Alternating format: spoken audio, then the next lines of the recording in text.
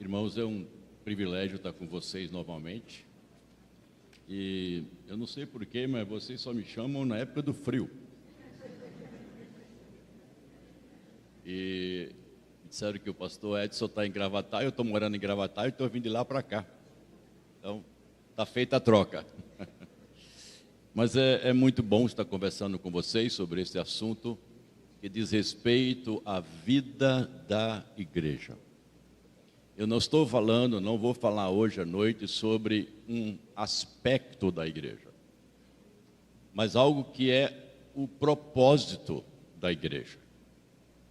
E não podemos olhar a obra missionária como algo que está distante de nós, mas algo que está ligado intimamente a cada um de nós, a você, a mim e a todo aquele que se diz membro da igreja. Então eu vou começar hoje à noite com uma pergunta. A primeira pergunta é: eu queria começar orando com os missionários desta igreja. Então você que é missionário desta igreja, por favor, está conosco aqui, fique em pé, por favor, os missionários da igreja.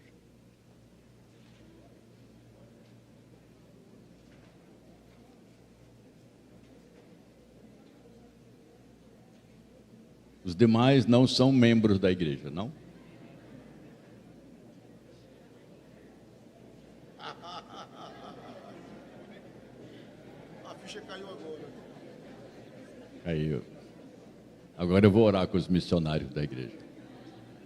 Senhor nosso Deus, nosso Pai que está nos céus, louvado seja o teu nome.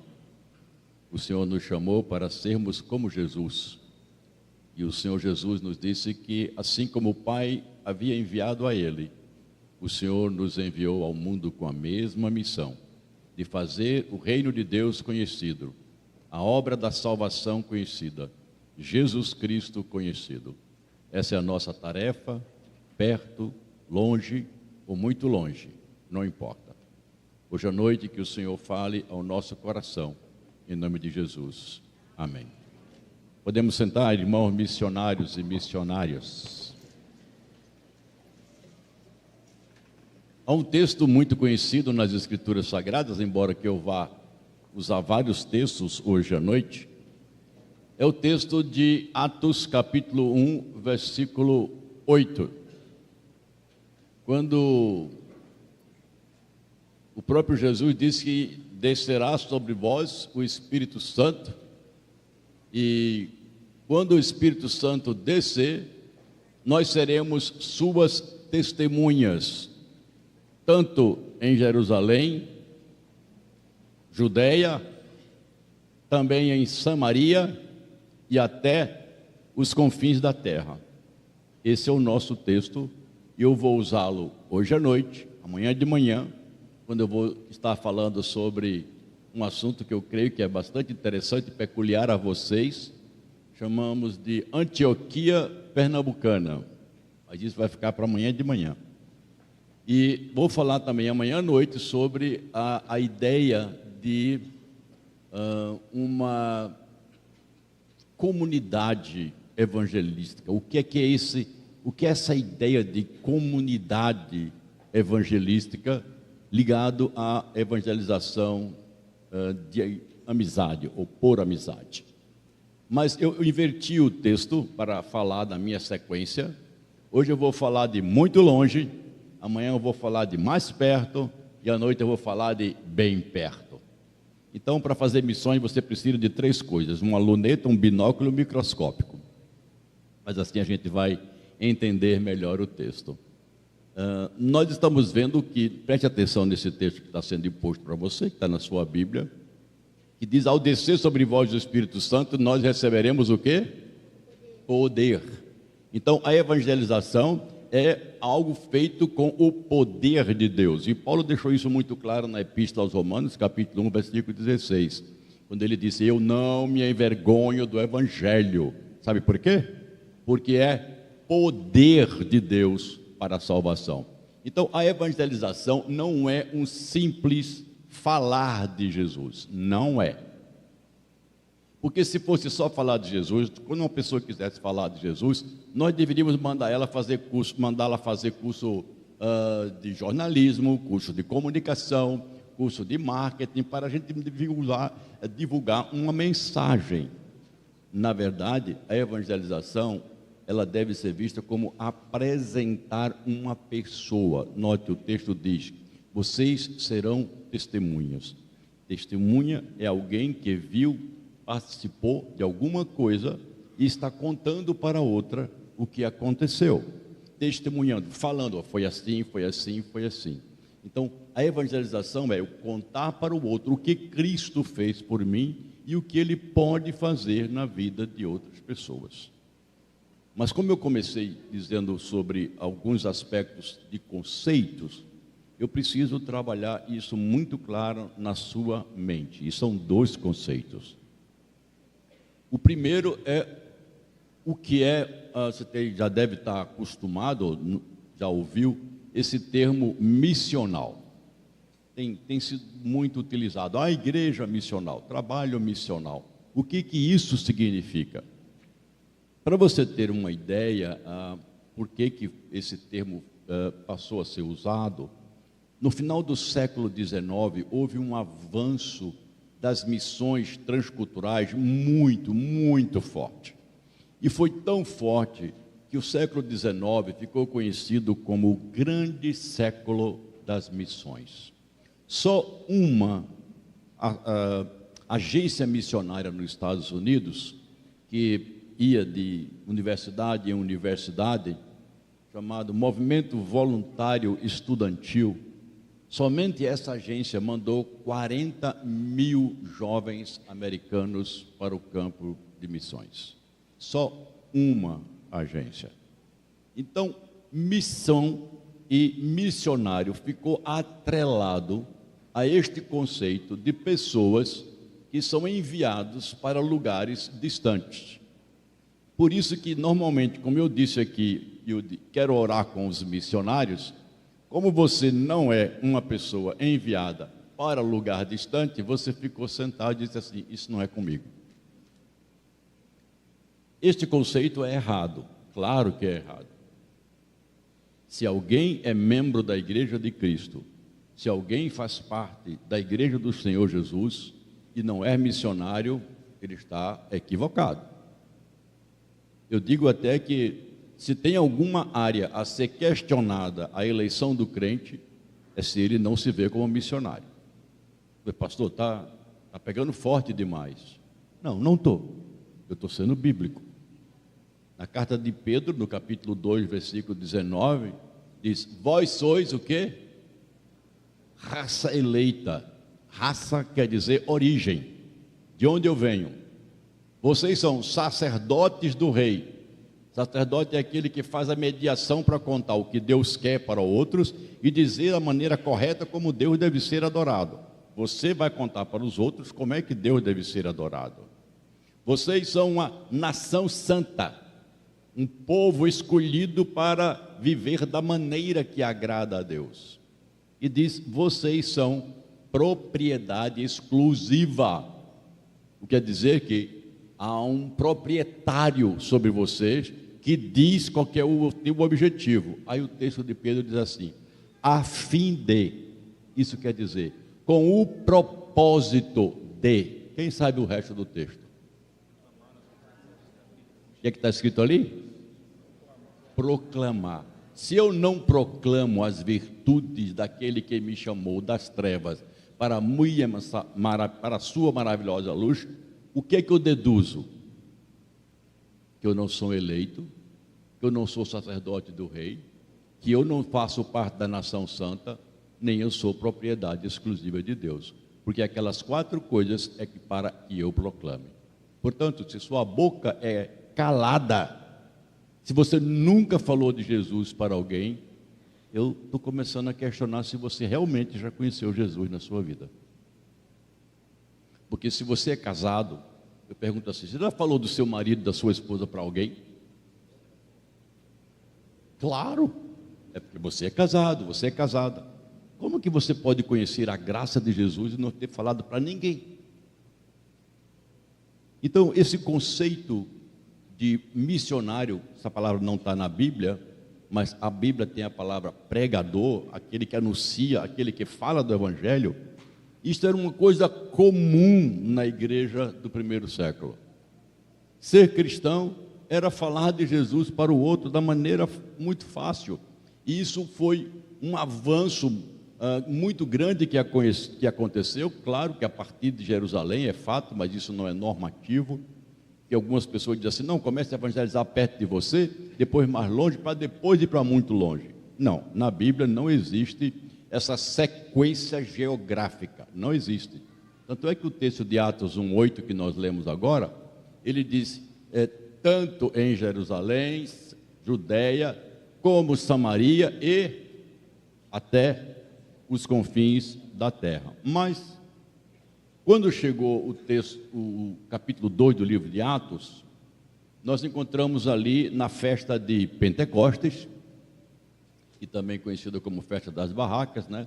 E ali estava naqueles dias ali o Espírito Santo desceu, e algo que às vezes a gente não consegue olhar com mais clareza e calma o texto quando ele diz quais eram as pessoas que estavam ouvindo aquela manifestação sobrenatural do Espírito de Deus, audível e visível.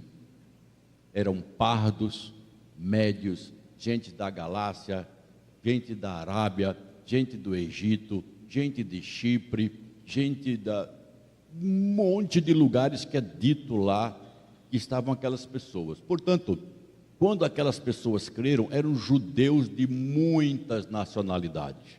E quando acabou a festa de Pentecostes, o que aconteceu? Essas pessoas, elas não moravam em Jerusalém. Elas voltaram para os seus lugares de origem e daí elas começaram a pregar o Evangelho.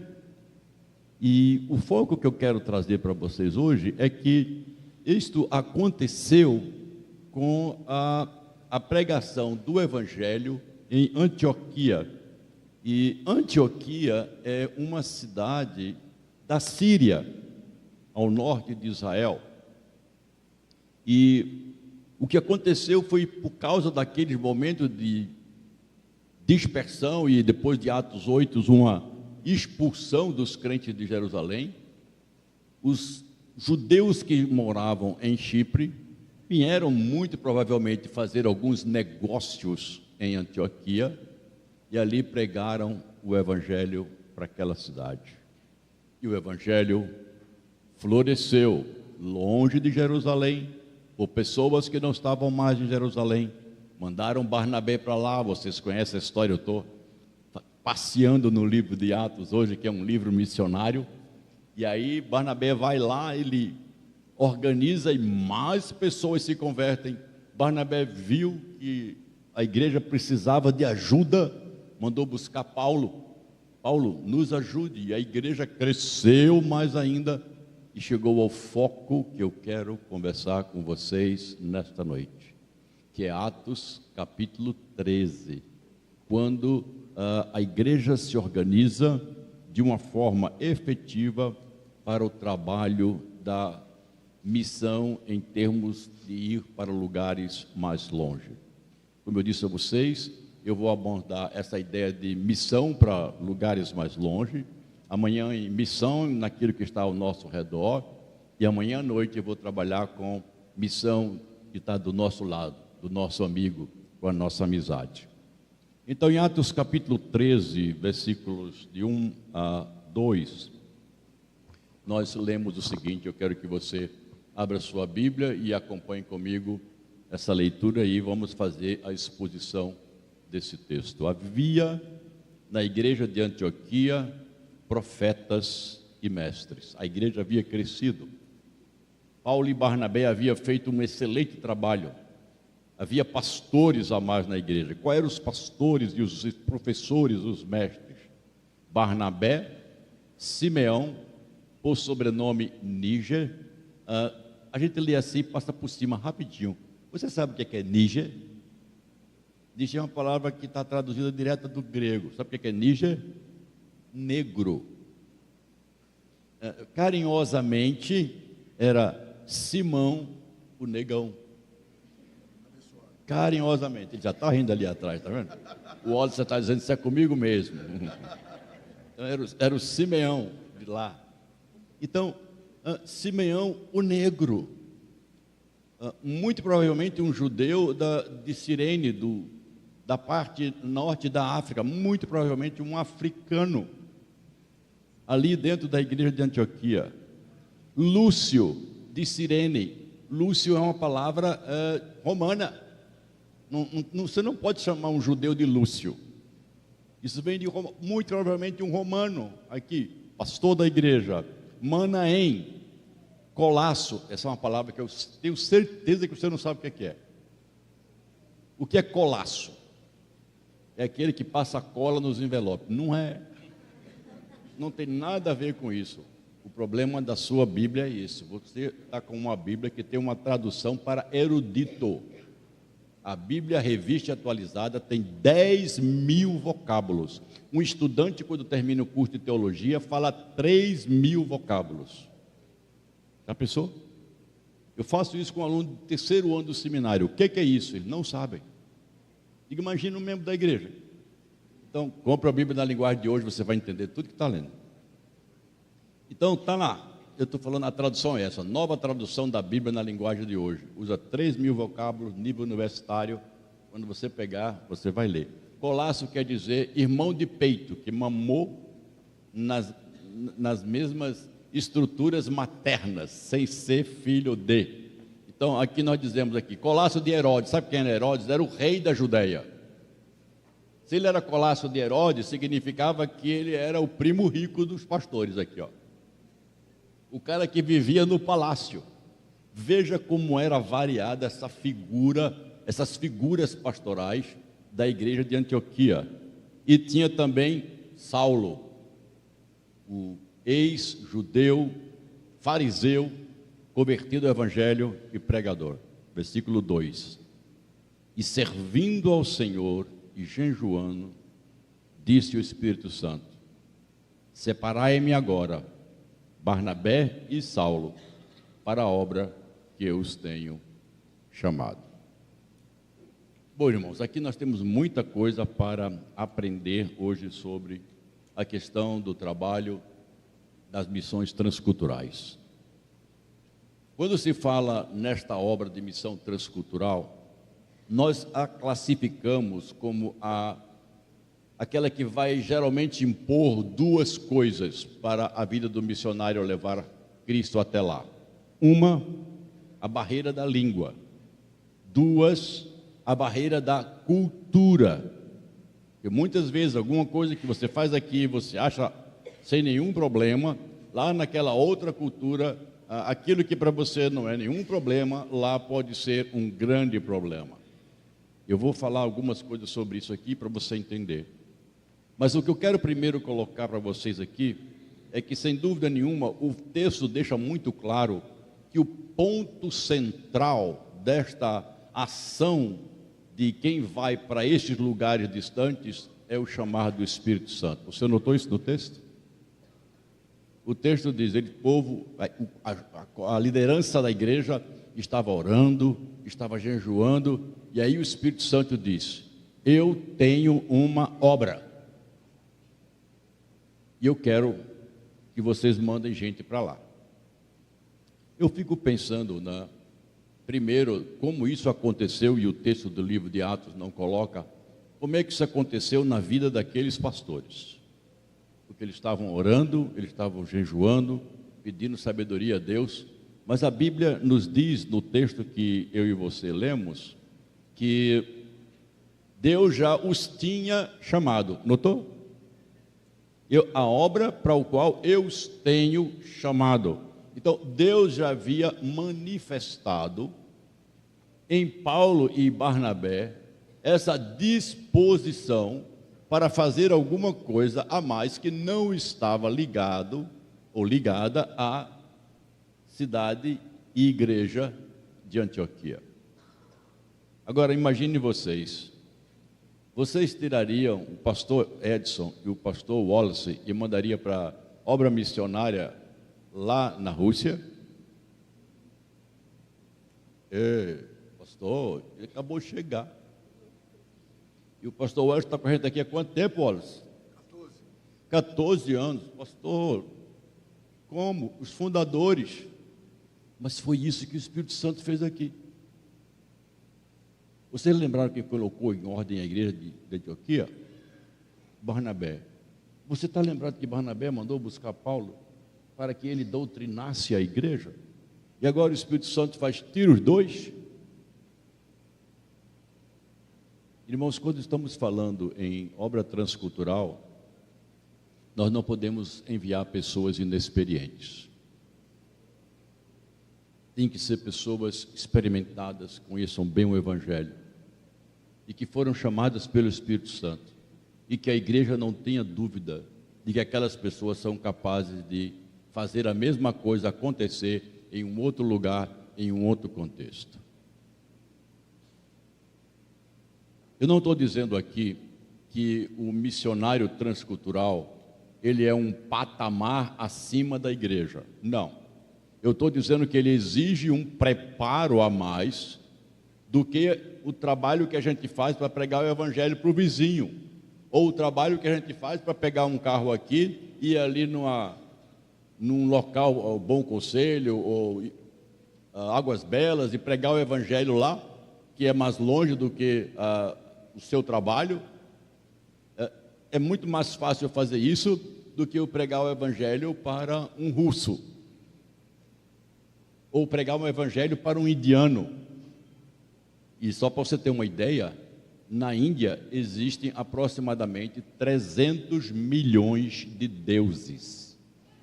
Um deus para cada 4 indianos.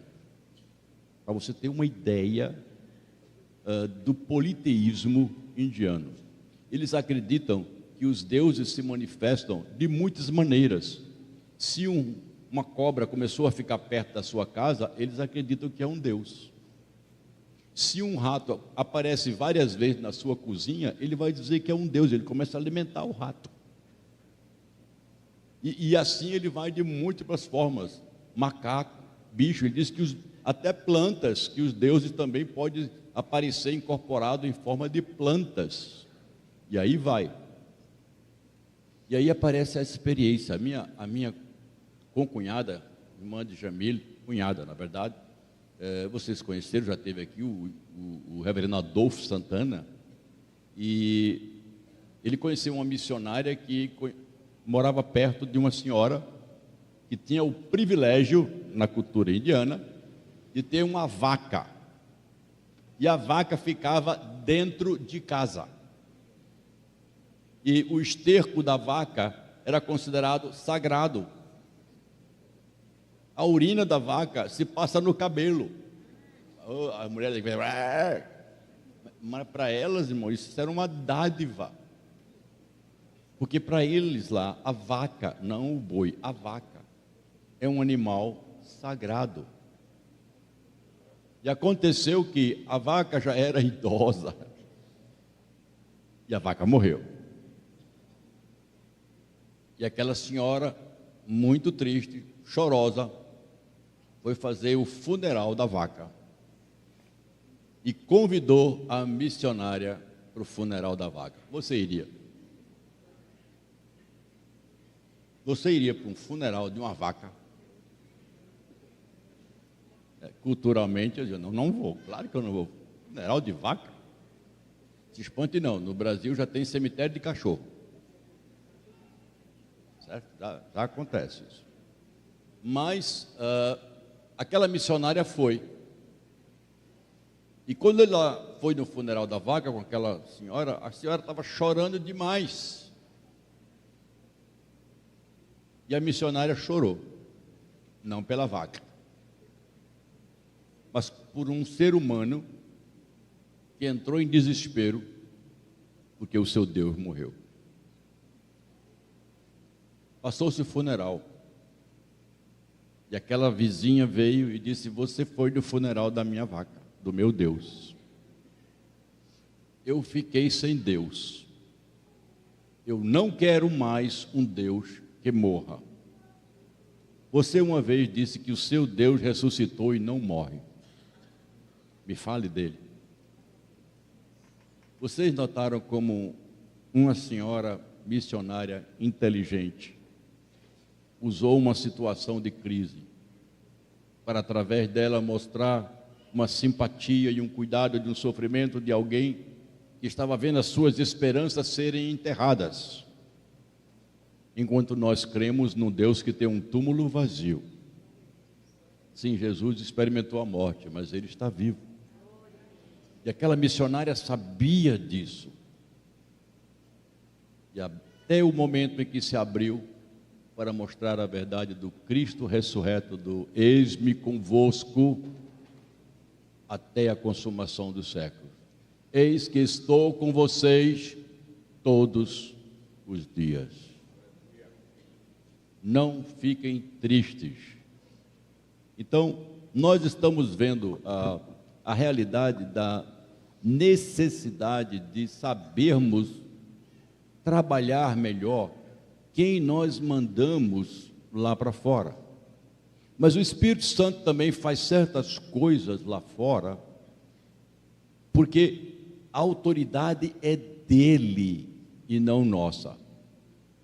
O reverendo Marcelo Maurício, que também vocês conhecem, ele graças a Deus, é um daqueles que nos ajudou no pastorado da Igreja Presbiteriana de Casa Caiada. Primeiro ele era membro, depois foi para o seminário, depois ele trabalhou um pouco conosco e nós delineamos juntamente com ele o projeto que foi chamado GO. Ele havia jogado no esporte, no juvenil do esporte, Clube Recife, e o processo era levar o futebol lá para a Rússia, sendo ele negro, só fazia uma associação muito grande dele com Pelé, na época. Então eu digo, olha, vamos lá. E Deus permitiu que Marcelo aprendesse russo com a esposa de um pastor, lá em Olinda, que estava procurando um aluno para russo. Veja como o Espírito Santo faz. E numa coisa tão difícil, o Marcelo aprendeu um pouco de russo, ele foi para lá. E aí ele, chegando lá, já uns 2 anos por lá, ele foi chamado para pregar num lugar que não era uma daquelas províncias ali, daqueles países ali chamados Chechênia. E aí ele disse, eu vou. Ele foi com os membros da igreja, aí o professor chegou para ele e perguntou, Marcelo, como está o teu checheno? Aí ele disse, eu não falo checheno. Disse, rapaz, complicou. Ele disse, por quê? Porque eles não aceitam ninguém falando checheno lá. Eles têm uma inimizade muito grande com o russo. Mesmo se você for falar russo, para traduzir, eles não vão aceitar. É melhor tu olhar esse vocabuláriozinho aqui. Pega aí para tu ver. Não é muito difícil, não.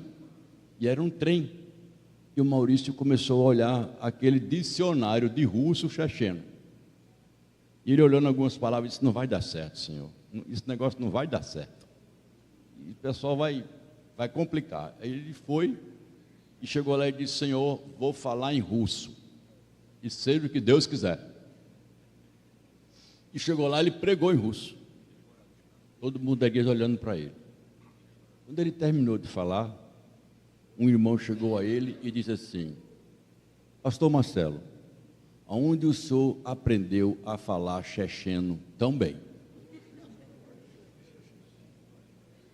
Ele disse, Sérgio, eu não falei checheno, eu falei russo. Eu estou consciente do que eu fiz. Irmãos, nós não podemos ter nenhuma dúvida de que o Evangelho é a expressão do poder de Deus, que é o mesmo que está agindo lá fora, que está agindo em nós, quando nós pregamos o Evangelho. E que nós não podemos, de forma nenhuma, quando o assunto é o anúncio da graça de Deus através da obra de Cristo na cruz, nós não podemos ser omissos. Existe uma frase que foi importada dos Estados Unidos para o Brasil, não sei quem foi, mas não reflete nem de perto a verdade da Bíblia. A frase diz assim: você pode fazer missões de 3 maneiras. Terminem. Orando, contribuindo e indo. Isso não é bíblico. Isso não é bíblico. Por que não é bíblico? Por causa desse ou. Presta atenção, se eu oro, eu não preciso nem contribuir nem ir. Se eu contribuo, não preciso nem orar nem ir. E se eu vou, é excludente, é ou. Não, você não pode fazer missão ou. Você tem que fazer missão e. Você tem que orar, tem que contribuir e tem que ir para perto, para longe ou para muito longe. E o que é que define o muito longe? O chamado de Deus no teu coração. Assim como o Espírito de Deus chamou Barnabé e Paulo, ele ainda hoje está dizendo: separa João, separa Carmen, separa Júlio, separa Maria, separa Ricardo ali, eu quero fulano, separa esses para a obra missionária. Eu quero que eles vão para lugares distantes. Eu vou mandar eles para outros lugares.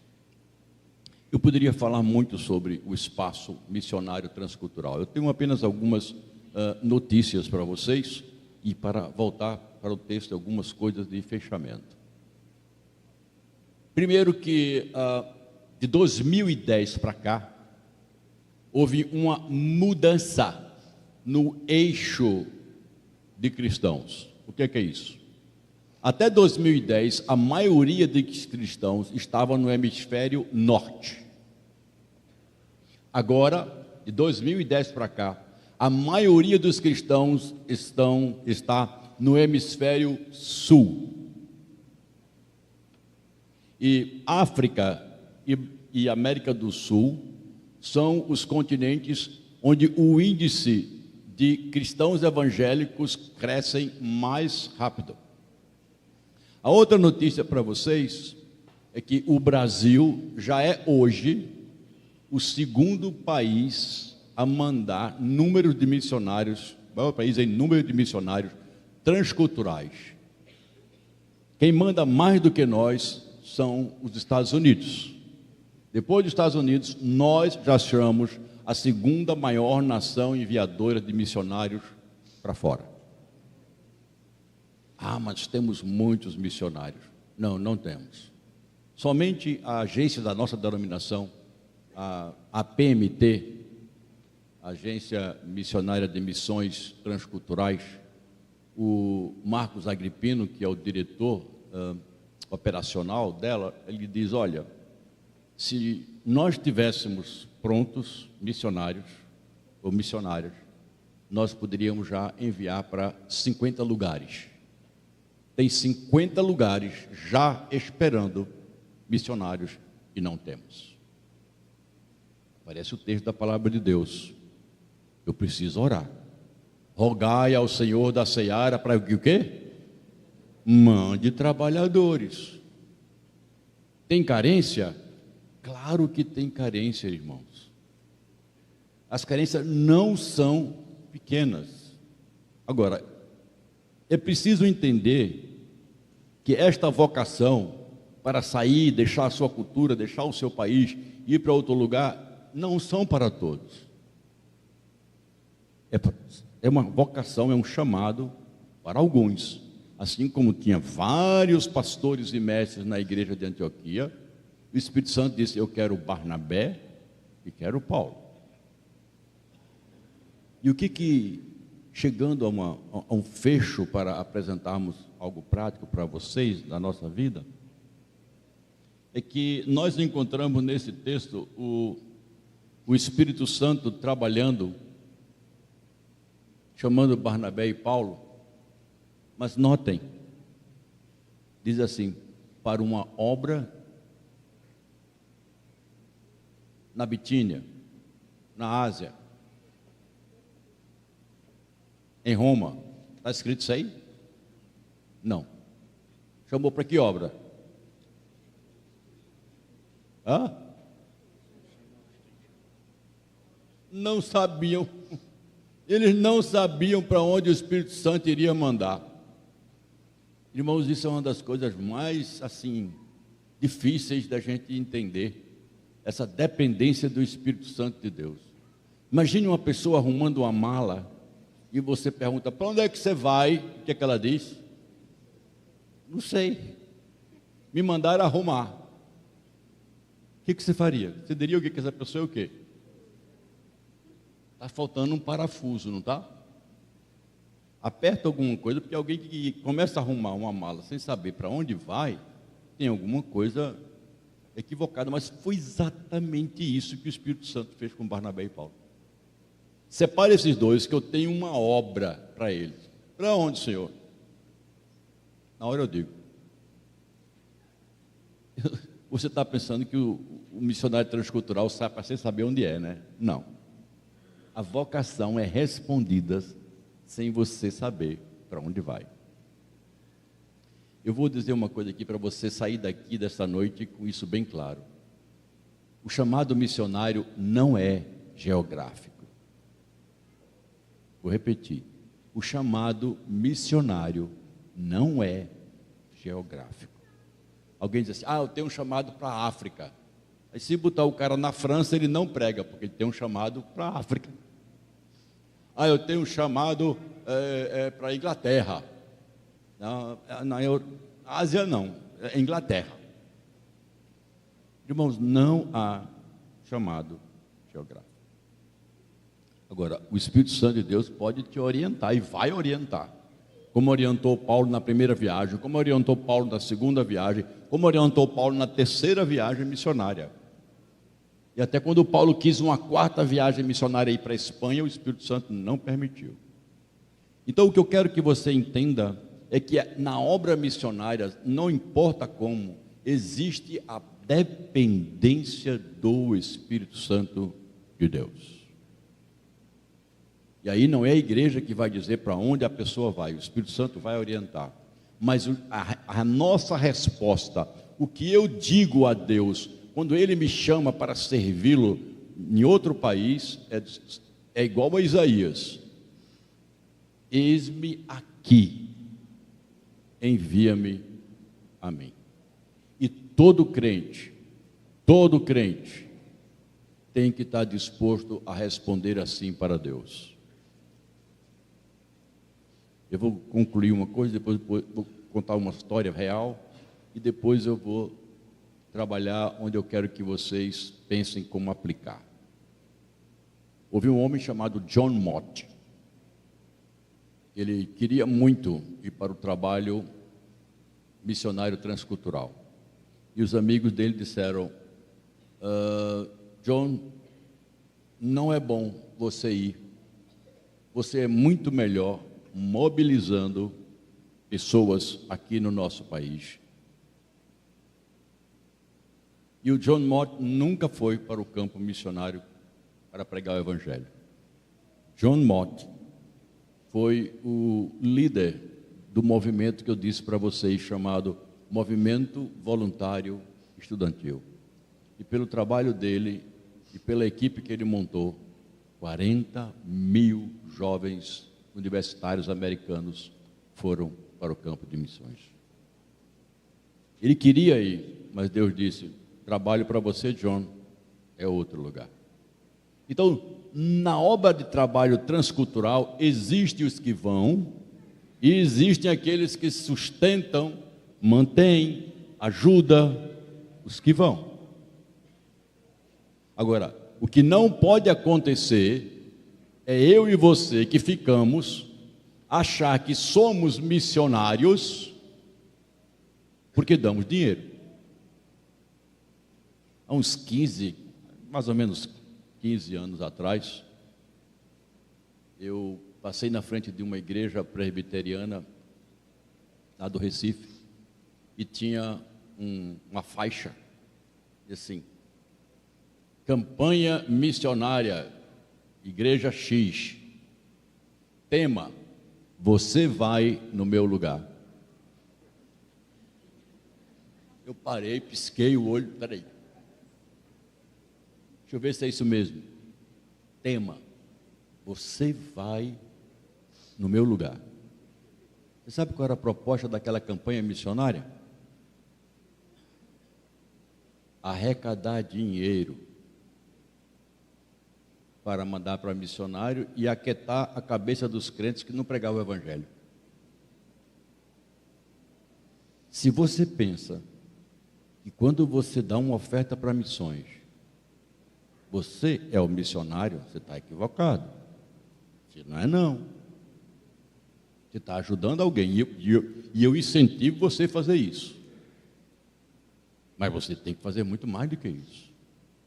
Pastor, eu tenho que ir. Não sou eu que decido isso, é o Espírito Santo na sua vida. Uma coisa eu digo, uma das coisas mais felizes que tem, você vê um missionário no campo. Ele parece que é pinto no lixo. Está solto, ciscando, maravilhoso. Quando ele está lá, ele está alegre que só por aquelas coisas que acontecem lá. E quando está aqui, ele está só esperando o tempo para poder voltar. São vocacionados, sem dúvida nenhuma. Mas deixe-me colocar como a gente pode chegar perto. Irmãos, existem alguns países que estão extremamente abertos para o Brasil.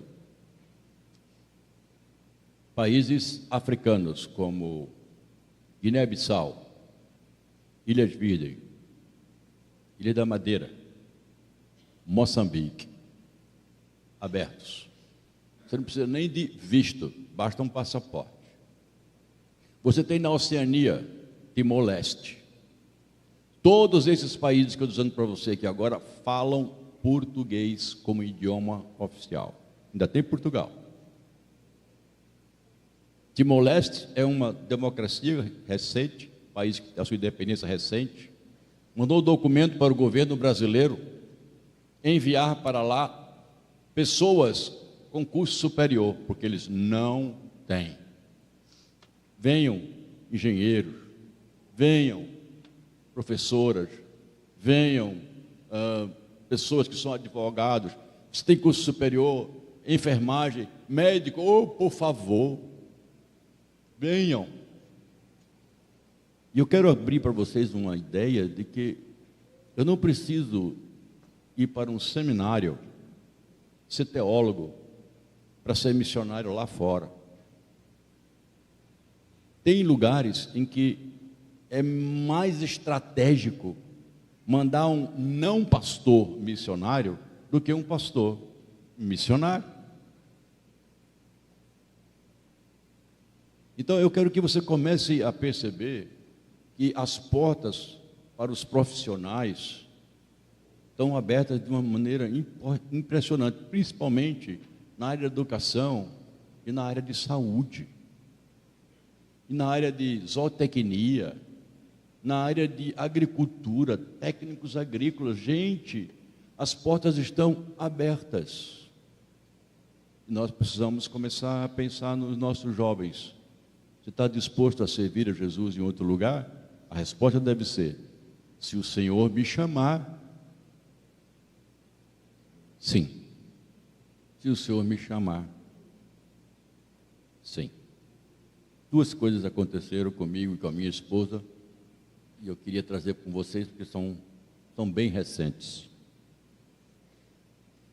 Maio do ano passado, eu estava em casa, recebo um telefonema, esse Zap é uma maravilha, né? WhatsApp, um telefonema de Angola. A gente fala e não paga nada, né? Quando eu olho lá, estava o nome de um rapaz chamado Augusto Niang Bento. Ele havia sido meu aluno no Seminário Presbiteriano do Norte. E aí começamos a conversar e disse: Augusto, como que você está? E ele disse: pastor, eu estou ligando porque eu estou pensando em largar o ministério. Eu disse: o que aconteceu, Augusto? Por que você quer largar o ministério? Ele disse: pastor, eu não alimento a minha família. Eu tenho uma filha de 2 anos, sou casado. A minha filha nunca tomou leite, a não ser o materno. E eu só como 2 vezes por dia. E a minha igreja é mais pobre do que isso. Eu disse: meu Deus do céu. Nós mandamos uma oferta para esse rapaz. Ele pegou a oferta, não era muito. Ele pegou a oferta, metade ele deu para os 2 presbíteros que estavam na igreja e metade ele ficou para ele. Eu já me quebrei, e se eu não andava, minhas pernas quebrou mais ainda. E aí a minha esposa chegou e disse: Sérgio, você conhece muita gente, você não pode ficar parado não. Deus não fez isso aí de graça. Você não pode ir lá, mas você agora é responsável por lá. Irmãos, a gente começou aquele trabalho em Angola com um projetor que nós compramos para aquele rapaz e um computador. Eles começaram uma congregação, não tem água, não tinha luz, não tinha nada, isso lá atrás, 2016. E eles começaram a se reunir embaixo da árvore. E eles disseram: pastor, a congregação começou. E agora, em 2023, ele disse: nós estamos aqui. Aí mostrou o lugar onde ele estava, sem água, sem luz, sem banheiro, sem banco. A única coisa que a igreja tinha era um púlpito de madeira mal construído. E as pessoas, quando iam para o culto, levavam um banquinho de plástico. Totalmente diferente da nossa estrutura. E ali ele se reuniu. Como? Não sei. Eu comecei a fazer um projeto, mandei para alguns amigos, algumas pessoas conhecidas. Conseguimos logo de imediato, disse: Augusto, alimenta a tua família. Alimenta a tua família. E um peso imenso veio para os meus ombros. E eu liguei para um amigo chamado Reverendo Abner Assis, que hoje mora nos Estados Unidos. Eu disse: Abner, a situação é assim, assim, assim, assim, assim. O Abner disse: eu não consigo, Sérgio, ajudar sem ir lá. E aí uma pessoa soube disso e disse: eu pago a passagem do Abner. Disse: você vai, Sérgio? Disse: não tenho condições. Minhas condições físicas, eu já estou com 68 anos de idade, não permite fazer uma viagem desse porte, ainda mais para uma realidade dessa na África. Ele disse: você vai sozinho. Foi ele e a esposa, esse empresário pagou. Ele, quando chegou lá, ele disse assim: eu era rico e não sabia. Eu tinha abundância e não sabia. E nasceu dali um projeto chamado Projeto Zango, que é o lugar onde aquele trabalho nasceu. Irmão, pasme, em Luanda, na periferia de Luanda, tem um bairro chamado Zango, que vai do 0 a 8, com 2 milhões de miseráveis. E a igreja presbiteriana está aí dentro, com esse pastor, pagando um preço. E o que Deus começou a fazer ali num ano, você não acredita no que Ele fez. A partir de irmãos brasileiros. Compramos um lugar, tiramos o Augusto onde estava, fizemos um projeto Dorcas com as crianças lá, com as senhoras, e começamos a trabalhar, e o Espírito Santo foi trabalhando. A igreja hoje está com 320 membros. Um ano. Eu nunca vi um negócio desse acontecer. Nunca vi. Dinheiro? Claro que não foi dinheiro. Claro que não foi dinheiro. De jeito nenhum. Mas é a gente perceber o quanto Deus coloca na nossa mão e diz assim: você não pode, mas você pode ajudar. Você vai fazer parte. Enquanto você prega aqui, você ajuda outros a pregarem lá. Irmãos, a Igreja Presbiteriana do Brasil é uma igreja rica. Nós não somos pobres. Basta você olhar a infraestrutura da sua igreja. Vá para uma Assembleia de Deus do interior aqui, que você vai ver a diferença. Isso significa que Deus está dando muitos recursos para mim e para você. Se eu vou dar conta até das palavras que eu profiro, imagina do dinheiro, dos recursos que Deus coloca na minha mão. Imaginem. Pensem nisso. E a outra história, eu vou passar um vídeo para vocês agora. Eu conheci um pastor de Guiné-Bissau. Fui fazer um treinamento em João Pessoa, e aí eles disseram que queriam falar comigo. E eu coordeno um curso de pós-graduação lá em João Pessoa, do Betel brasileiro. É uma denominação que veio do pentecostalismo para a fé reformada. É interessante você ver o pentecostal reformado, é muito interessante. Já teria muito barulho mais aqui na igreja do que se fosse no Betel, muito aleluia, glória a Deus, tal, etc. É muito forte. Então, eles foram nos procurar, pedindo uma ajuda. Mas a gente fica dizendo, como é que a gente pode fazer isso aqui? Então, eu resolvi, ninguém viu ainda, ele mandou para mim, a pedido da professora Durvalina, que ele fizesse um vídeo, e o nome dele é Kubala, pastor Kubala. Eu disse, eu vou passar o vídeo lá na quarta igreja, e vou mostrar para vocês como esta realidade está perto de nós. Por favor, lá, pode passar o vídeo do pastor Kubala. Graça e paz, nosso Senhor Jesus. Sou o pastor Kubala, diretor do Seminário Teológico da Igreja Evangélica de Guiné-Bissau, África. Quais são os problemas que enfrentamos hoje como seminário no preparo dos obreiros? Temos grandes problemas na parte do sincretismo, que tendemos a preparar líderes para enfrentar esses desafios nas igrejas. Enfrentar o avanço do islamismo no país. E com isso, precisamos de professores que estão na altura para atender a necessidade de formar esses líderes e também capacitar os pastores para fazerem esse trabalho. Com o mestrado do Seminário Betel Brasileiro, entendemos que podemos atender a necessidade de capacitar mais os pastores guinenses a fim de exercerem melhor os seus ministérios. Quais são as necessidades ou quais são os equipamentos necessários para levar o mestrado a Guiné-Bissau e abençoar o povo guinense? Em primeiro lugar, temos a necessidade de internet. Então, precisamos adquirir um equipamento do internet para poder instalar ali e fazer as aulas. Além disso, temos também alguns equipamentos para transmissão das aulas que serão online. Neste caso, temos que ter ou televisão, ou uma data show, caixa de som e outros equipamentos que vão facilitar essa transmissão das aulas. Por outro lado, temos a necessidade de adoção dos nossos alunos, sabendo que alguns terão dificuldade, ou muitos terão dificuldade de poder arcar com as despesas do curso. Então, nesse sentido, queremos contar com o seu apoio para adquirir os equipamentos para a transmissão das aulas e também, se Deus falar no seu coração, adotar os nossos alunos nesse programa de mestrado.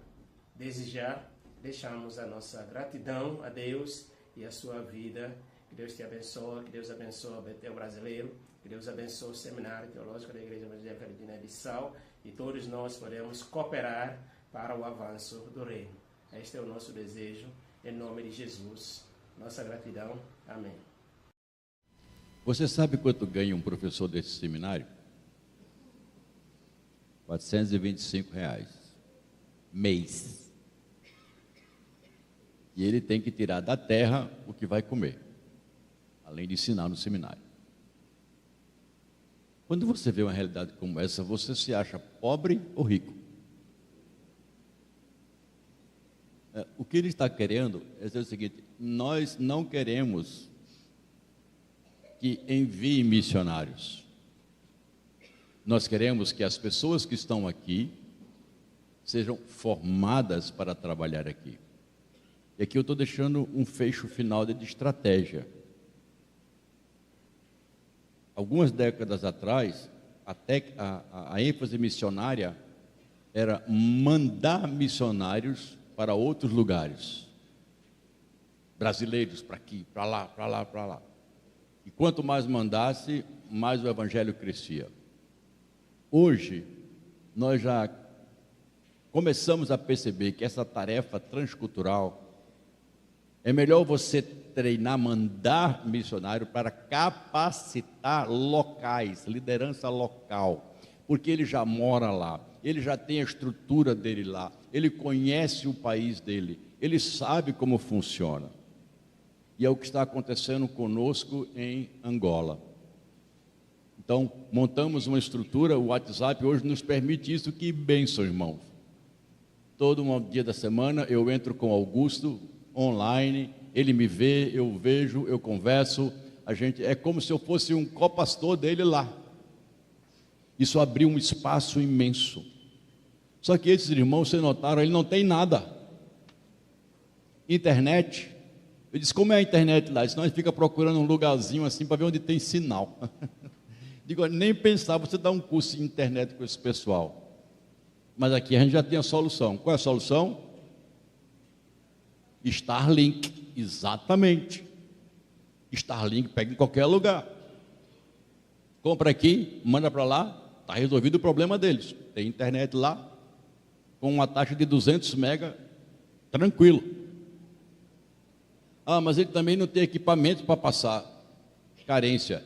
E vocês notaram que ele pediu para adotar os alunos? Em outras palavras, o que é que nós temos? Nós só temos alunos. O resto é com vocês.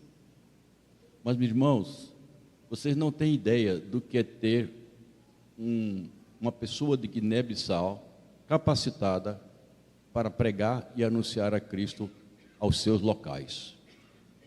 É muito mais forte do que eu mandar um brasileiro. É muito mais barato do que a passagem de você mandar um brasileiro para lá. Só a passagem de ida e volta de um brasileiro para Guiné-Bissau são R$6.000 de São Paulo.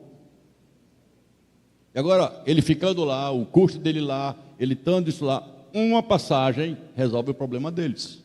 Vocês estão notando como a tecnologia está nos fazendo pensar de uma maneira diferente na questão missionária? E nos lugares onde o evangelho não chegou? Bom, aí é diferente, eu tenho que mandar alguém para começar o trabalho, implantar, treinar e depois ver o que é que se pode fazer a posteriori. Mas meu objetivo hoje para vocês é vocês entenderem que a obra missionária, ela abriu-se para diversas opções e que eu não posso ver a questão da tecnologia, das facilidades, das coisas que estão acontecendo e não usar isso para o reino de Deus. E minha última exemplo para vocês. Eu fui convidado esta semana para almoçar com um chinês naturalizado norte-americano. Foi eu e minha esposa e sentamos e começamos a conversar. Ele procurou ouvir a história. O interesse dele é, eu quero investir em Angola, porque o americano não investe onde não fala inglês. Ele só quer investir onde se fala inglês. Nigéria, por exemplo. África do Sul. E ele disse, eu quero mudar uma geração naquele lugar.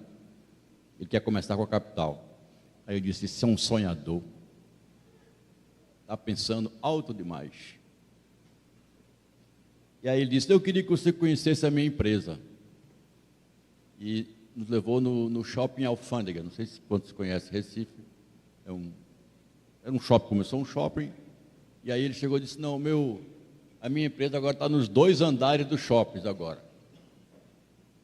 Opa! 2 andares inteirinho.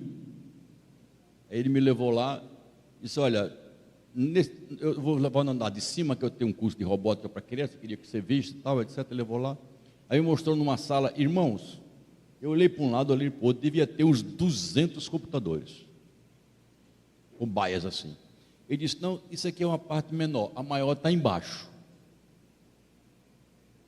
Quem estão os seus clientes? Honda, uau. Toyota, uau. O que ele está pensando? Ele disse assim: se eu não sei usar os recursos que eu aprendi para ganhar dinheiro no reino de Deus, eu sou um hipócrita. Isso que eu ouvi dele. Se eu não sei usar os recursos e a minha mente que Deus me deu para ganhar dinheiro para o reino de Deus, eu sou um hipócrita. Eu quero fazer isto acontecer lá através de escola confessional. Este homem é presbiteriano, apaixonado pela palavra de Deus, apaixonado pelo reino de Deus, e dizendo assim: Sérgio, eu quero um obreiro, não quero pastor. Eu quero uma pessoa que seja brasileiro, que pense fora da caixa, comprometido com Cristo, que conheça teologia e queira fundar uma escola para mim lá. Se tiver alguém aqui interessado, me procure. Angola, mas disposto a morar 10 anos em Angola. O que eu dou? Posso dizer porque ele disse: eu dou casa, eu dou passagem, eu dou carro, eu dou escola. Se tem alguém interessado, me procure. E vamos fazer uma listinha de pessoas que querem investir no reino. Faz assim: vou pelo dinheiro. Não vá não, que vai se dar mal. Porque se você for pelo dinheiro, você está indo para o mamon. Mamon não abençoa ninguém no reino de Deus. Tem que ser o quê? Separa para mim quem? Barnabé e Paulo. Tem que ser uma chamada do Espírito Santo de Deus. Então você pode estar ouvindo o que eu falei nessa noite, e o Espírito Santo está dizendo: é isso aí que eu quero para você. Não sou eu que vou escolher, não sou eu que vou dizer, é uma seleção que vai acontecer com eles lá, mas é uma seleção dentro do reino de Deus, de pessoas que estão olhando para fora e dizendo assim: o reino de Deus tem poder para mudar aquela realidade desgraçada de crianças passando fome e não sabendo ler. Isso é evangelho. Apenas de Antioquia tem chegado até nós os homens que têm revolucionado o mundo. 2, Barnabé e Paulo. Foi o que disseram. Mas chamados e ungidos pelo Espírito Santo. É o seu caso? Curva sua cabeça. Cada um dos nossos encontros eu vou fazer um convite missionário. Você hoje ouviu a voz do Espírito de Deus falando que cada crente é um missionário. Mas quando se trata da obra missionária transcultural, existe uma orientação do Espírito para isso. Eu não sei se tem alguém aqui que está em luta quanto a isto, ou se o Espírito de Deus hoje à noite lhe disse: você é a pessoa que eu quero. Essa mensagem foi para você.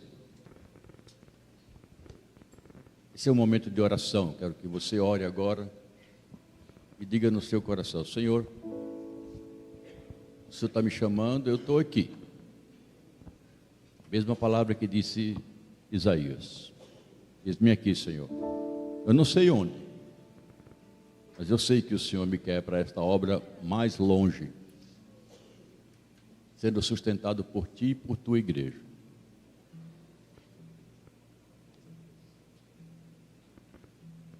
Alguém aqui nessa noite com esta decisão, onde você está mesmo, eu vou pedir que você fique em pé. Eu quero orar com você, eu quero orar por você. Eu sei que este não é um chamado para muitas pessoas, mas para alguns. E pode ser que o Espírito Santo não chame nenhum de nós hoje à noite. Mas se alguém, fique em pé. Quero orar por você onde você está. Deus abençoe. Deus abençoe.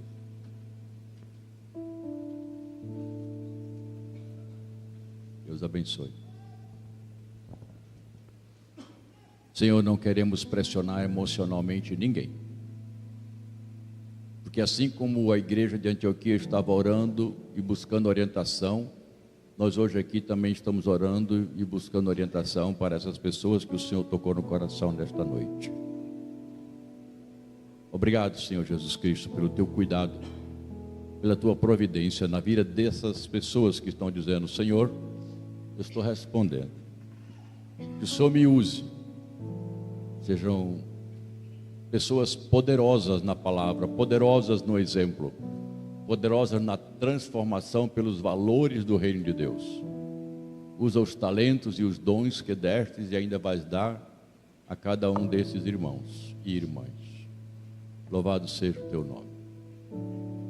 Quero fazer um segundo convite nesta noite.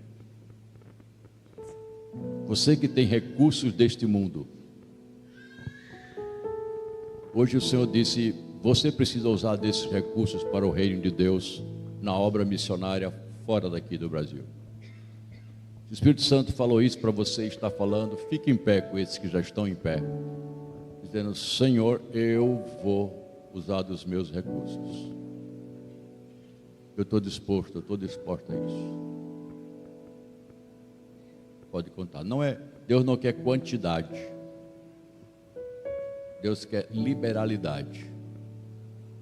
Deus usa você, não importa quanto você dispõe. Não estou convidando você para dar dinheiro, estou convidando você para responder à voz do Espírito. Senhor, eu quero usar dos meus recursos para a obra missionária fora do Brasil. Amém. Deus abençoe vocês que estão ficando em pé. Oro mais uma vez por esses irmãos, Senhor, e que a tua graça seja abundante na vida deles. Tu dissestes que mais abençoado é dar do que receber. Quem planta mais, colhe mais. Quem dá mais, recebe mais, é o que a tua palavra diz. Portanto, abençoa a sementeira desses irmãos, para que eles abençoem cada vez mais pessoas. E o Evangelho também possa ser, de alguma forma, facilitado.